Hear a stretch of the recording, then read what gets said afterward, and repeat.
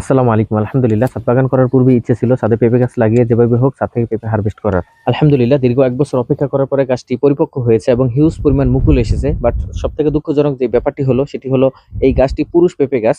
এটি থেকে কখনোই ফল পাওয়া পসিবল না। দেখতেই পাচ্ছেন গাছটিতে ঝাঁকে ঝাঁকে ফুল এসেছে। যেহেতু দীর্ঘদিন গাছটি লালন পালন করেছি, গাছটির প্রতি মায়া জন্মেছে, হঠাৎ করে গাছটি কেটে ফেলবো, এটা আমার জন্য খুবই কষ্টের। অবশেষে গাছটি নিয়ে রিসার্চ করে দেখলাম গাছটি মেল, এটা কোনোভাবে ফিমেল করা যায় কিনা। সো বেশ কয়েকটি সলিউশন পেয়েছি, আমি সেটি অ্যাপ্লাই করব। পরিচর্যার মাধ্যমেই সাধারণত জেন্ডার পরিবর্তন করা হবে।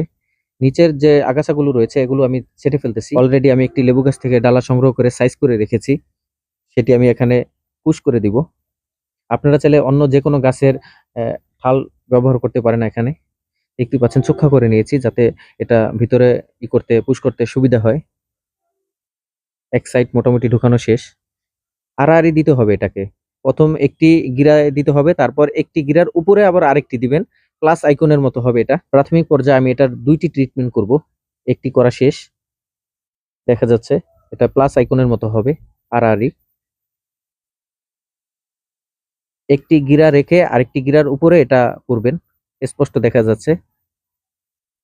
একটু চিকন করে নেবেন যাতে এটা ঢুকাতে সুবিধা হয়। প্রাথমিক পর্যায়ে এই গাছটির 2টি ট্রিটমেন্ট করব, দেখি কোনটা কাজে লাগে।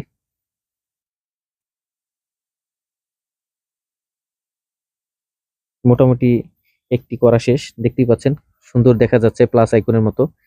একটি থেকে আরেকটি গিরার উপরে এটা আমি করেছি। তো সেকেন্ড যে স্টেপ রয়েছে সেটি আমি গাছের মাথা কেটে দিব।